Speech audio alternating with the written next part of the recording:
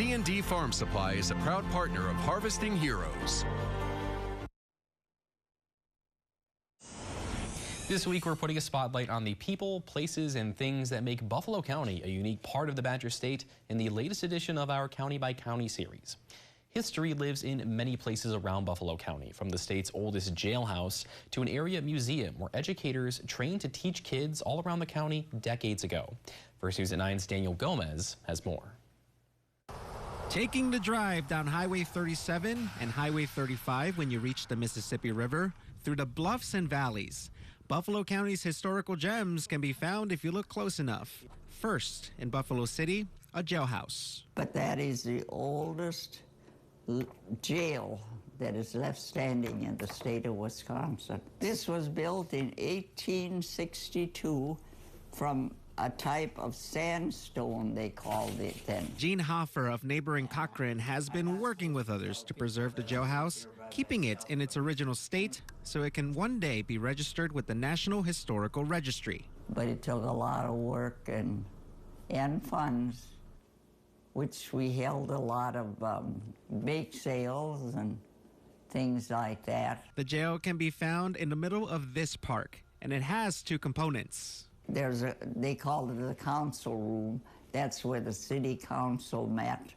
and all of that. And on the other side, there were two jail cells. Well, we kind of restored that as the best that we could, you know. Here's the thing. Historians will tell you the jail was mostly for drunk villagers to spend the night after a day on the river. We kid about it.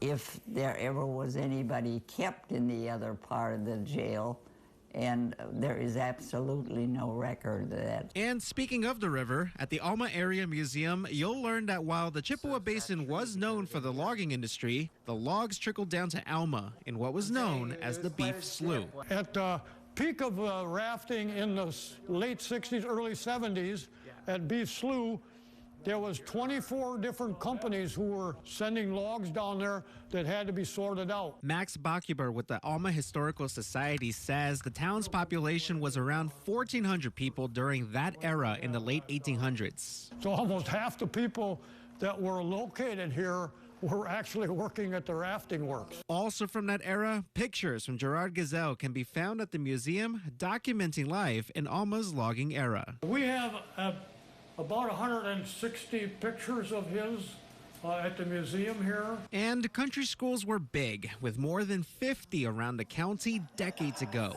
The building the museum is in also housed what they called a normal school, where teachers were certified to teach at the country schools.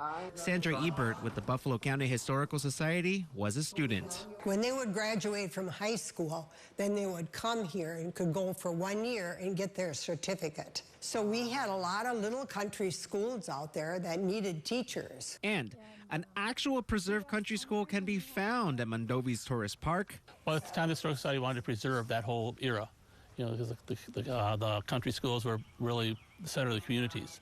All these rural, they tied all these rural areas together. Steve Michelson with the Mondovi Area Historical Society says the park has been a campground for out-of-towners rolling by since the 19th century. It gave people a place to stay, and that gave a reason to stop in town and spend money, too.